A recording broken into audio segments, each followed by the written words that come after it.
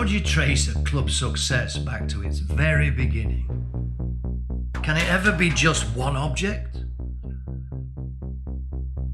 This is the story of Manchester City's 1904 FA Cup victory.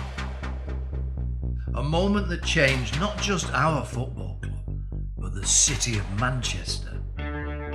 Before 93-20, Poznan's, bananas in the crowd, the ballet on ice, Mercer, 84,000 people at Main Road, there was this, a success that sparked the Manchester City we see today. With this trophy, I want to show you the moment this city turned blue. The catalyst for a legacy and a heritage which shapes Manchester City Football Club 126 years and counting. This is the story of what it meant then and today, with a little help from those that flourished because of that success back in 1904. Manchester's first trophy. And it was, by the way.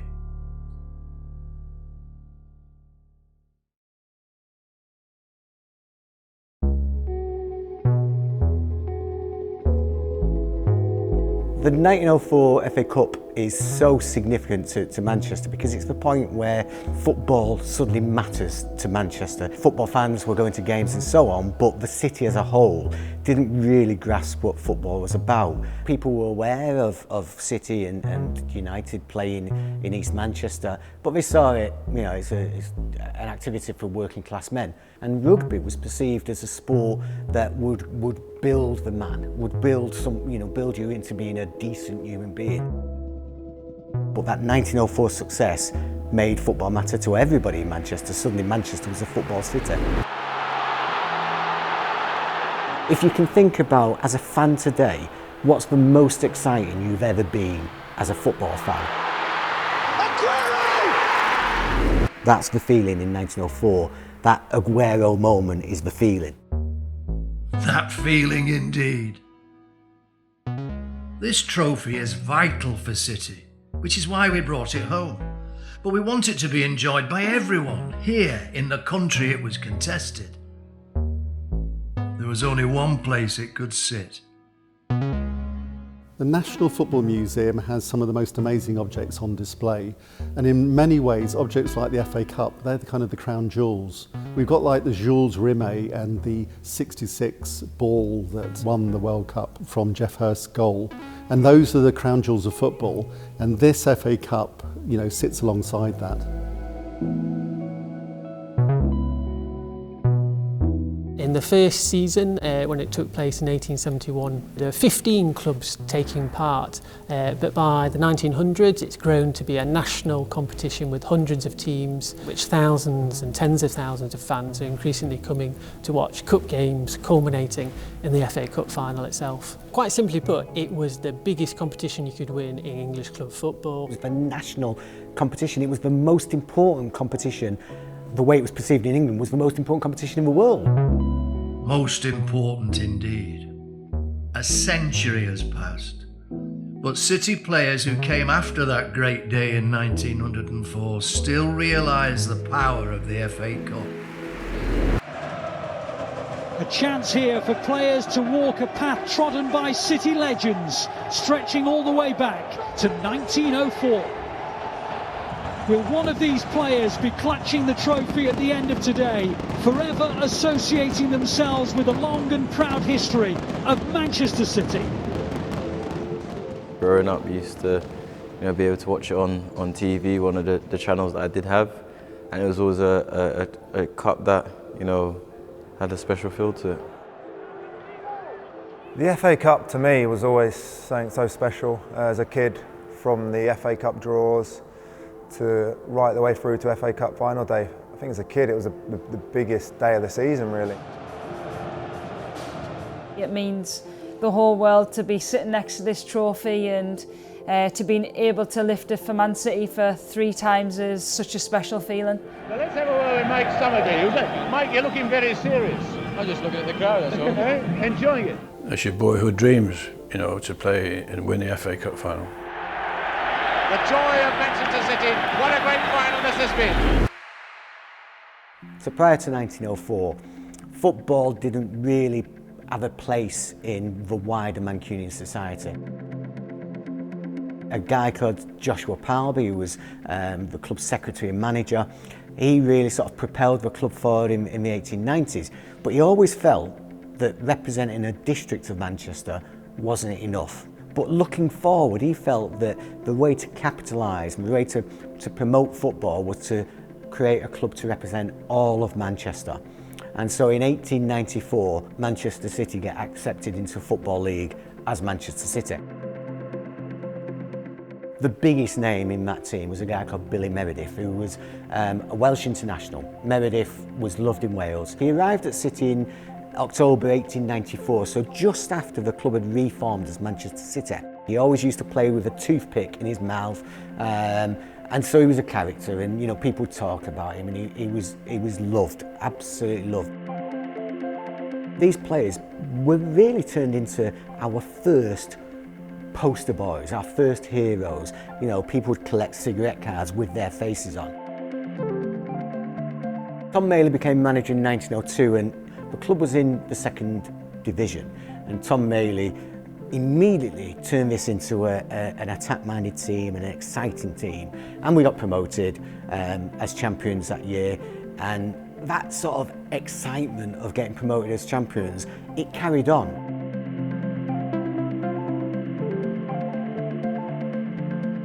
On the way to the cup final, City had played Sunderland, they played Middlesbrough. The home game against Middlesbrough was the highest crowd that had ever been assembled for a City or United game. They'd also played Arsenal, and then they played Sheffield Wednesday. And so Sheffield Wednesday were this major team. We played them in the semi-final.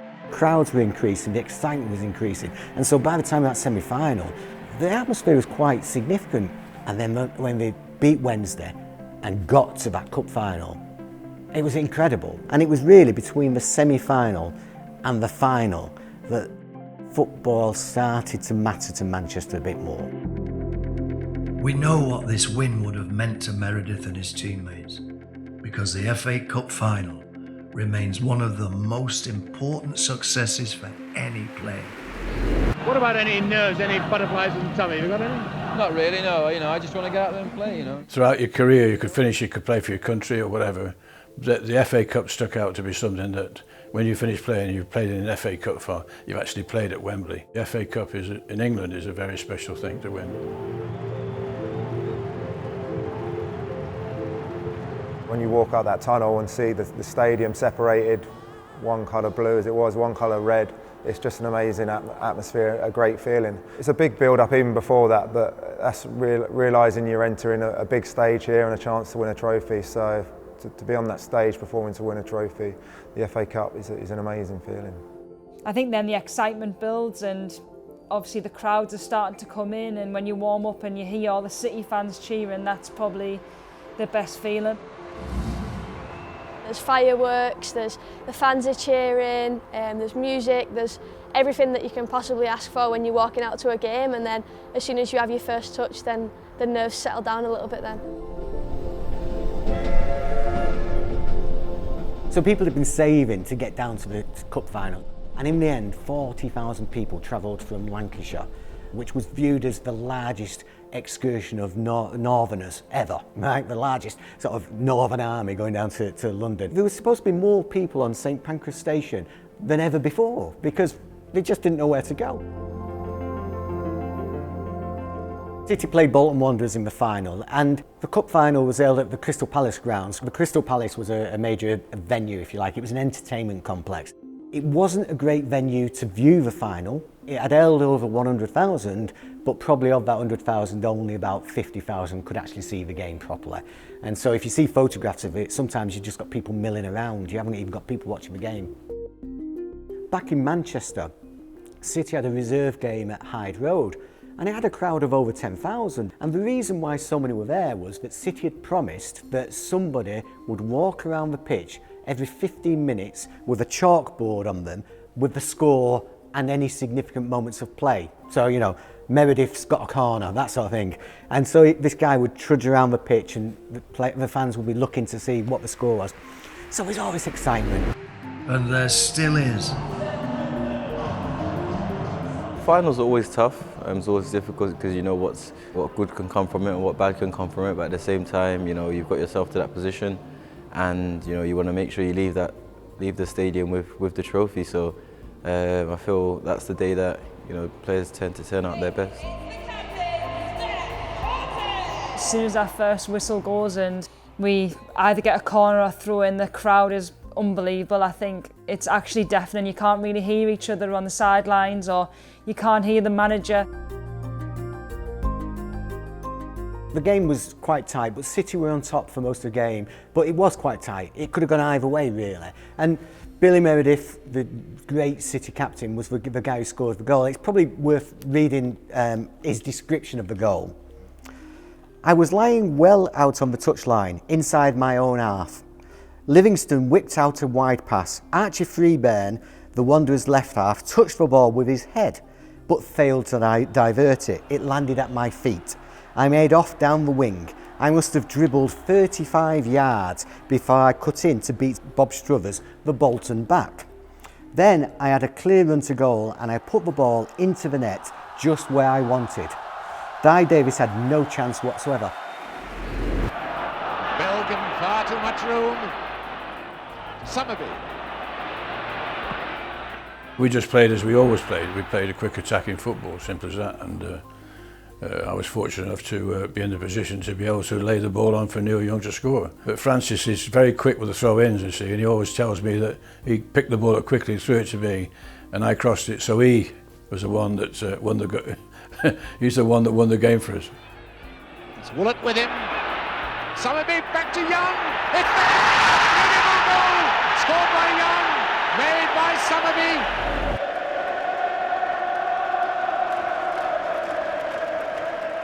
We were an attacking team. We knew we were going to have most of the possession, and you know, chances weren't going to come at a premium really. But you know, we knew once the chance come, we had to take it, and you know, luckily when it fell to Yaya, he tucked it away brilliantly.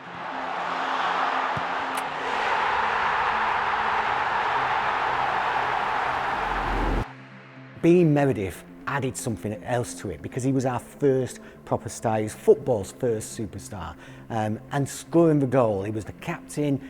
He scored this goal. It was Meredith's success, and it just felt perfect, and it sort of cemented his name forevermore.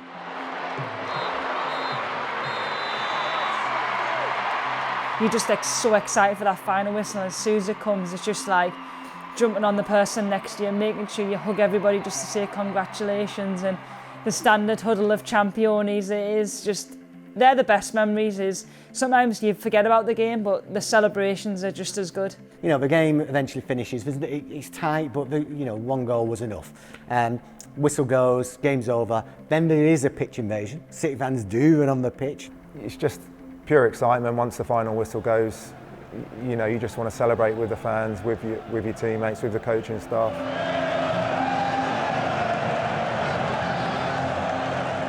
About to go and collect your medal. It's a great feeling. It's a long walk, but it's a great feeling once you finally get your hand on the medal and the trophy. Now the FA Cup on show as Manchester City go up to receive it, led by Tony Book. I can remember getting up there and Tony Book picking the trophy up and looking out and to the fans, which is like, well, that's a moment you always appreciate. It's a moment that will stay in your mind forever. Well done, Tony Book. So it was seen as this major success. There were a few speeches made, and then of course Meredith lifted the cup. Fans couldn't hear these speeches being made, but they saw Meredith lift this cup. The pubs start celebrating, you know, people come out onto the streets. This is starting to feel like something significant. And it's starting to be more than just football fans. This is starting to be something that everybody's thinking about, everybody's starting to talk about, and that night was one of celebration. Manchester's first trophy is secure, but how to celebrate it? A club with community at its core, its essence. We had to find a new way, something that would repeat forever, a way that meant all of Manchester could celebrate their newfound passion. It wasn't specifically stated, we're going to parade the trophy. People started to turn out in Manchester in anticipation of this, and suddenly, sort of Monday lunchtime, 150 police were drafted in because they realised the city was going to be packed like never before. This one event that can often bring people in together from across the city to share in a triumph that makes something that everyone can share as a Mancunian. What actually happened, the team arrived, the city was packed, they then journeyed sort of behind the Midland Hotel, they turned left, they travelled down towards Deansgate, they then travelled up Deansgate, they cut across towards Market Street, went along Market Street, up Oldham Street, and then down Dale Street. And then they carried on past Piccadilly onto Ardwick. They went out of their way. They went to areas that you wouldn't expect them to go to. We came along through Didsbury and it was packed on all the way on the sides of roads, right the way into the centre of Manchester. It was unbelievable.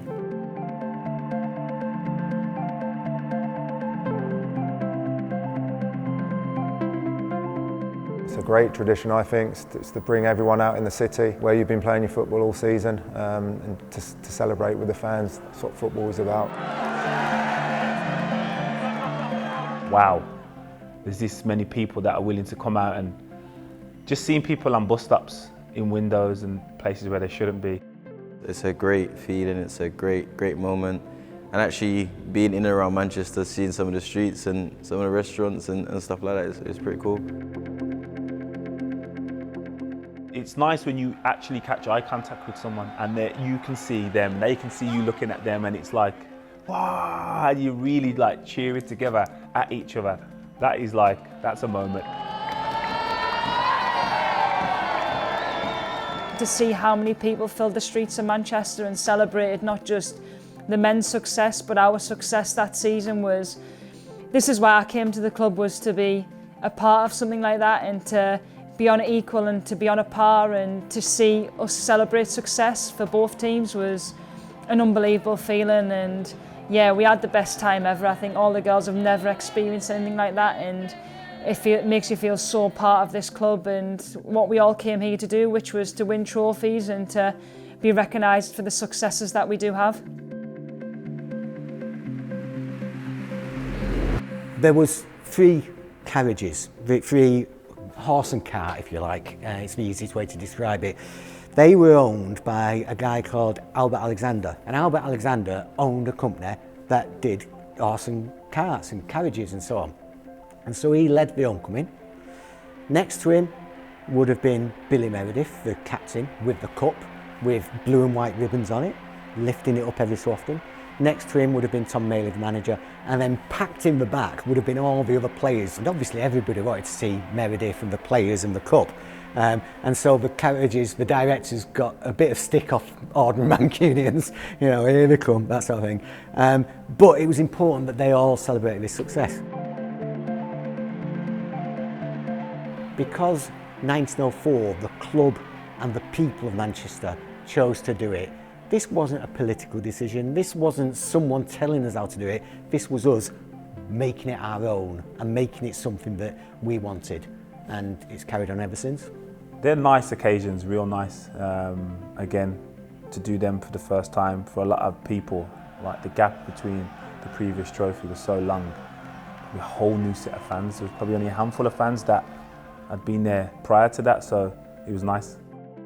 Loads of heads, loads of shouting, loads of smoke. As I said, it's a lovely day. Every time you get on a bus, it's a great feeling before. And it's one of those you just want to enjoy the moment as long as possible. To be able to have that moment to kind of reflect and kind of go, right, okay, we've done something special here, girls, and it's up there with one of the best feelings that I've ever had in football. 1904 was very much a success for all of us, for everyone in Manchester. It wasn't the players, it was all of us, right? And so when they're going down Dale Street and those other streets behind Piccadilly, and it's working class people, it's people from all different backgrounds, it's people, that's for us, it's our success. You know, very much Meredith and Tom Maley and others talked about this as being Manchester's success, not City's success specifically, and not the players' success, but the success of us, Manchester.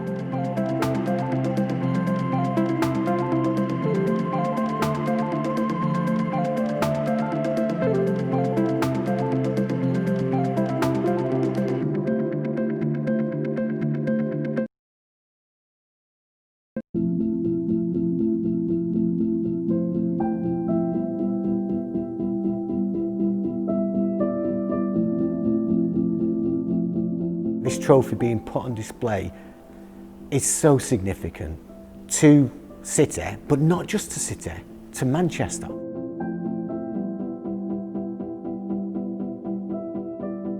These are truly sort of iconic objects connected with great moments in our sort of national history. I think the history in any football clubs is vital. You know, no matter how long ago a club won a trophy, it's not forgotten. So Manchester City has got a huge history. You know, we look back to when these trophies were won early, and you know they'll never be forgotten. Just like the ones that have been won recently as well. To know that Meredith lifted that trophy, to know that the first time it was paraded around the streets of Manchester, the entire population came out and City fans were there, and it had blue and white ribbons on it, and all of that. It's so important. History is massive from a football club because I think it's important to understand how the club was made, who were the people that made the club, who were the people that got football into this town and created this stepping stone in order for us to be successful at the minute. Way back before any of us were born, this club won that trophy, which was the major tournament at the time, and did it before most of our major rivals. For us, it's important that we keep building our history and we look back and we go, yeah, we were successful then, but we need to continue being successful. We got approached by the original owner of the FA Cup saying that they wanted to sell it. And the fear was that it would go, you know, anywhere in the world and would be never seen again. And so that was, we'd almost kind of faced up to the fact that Britain would be losing the FA Cup. However, when I got the phone call to say that it had been bought by Sheikh Mansour for, you know, the nation as such and for Manchester, we were over the moon. And the fact that a club had been so supportive and generous means a lot to the National Football Museum.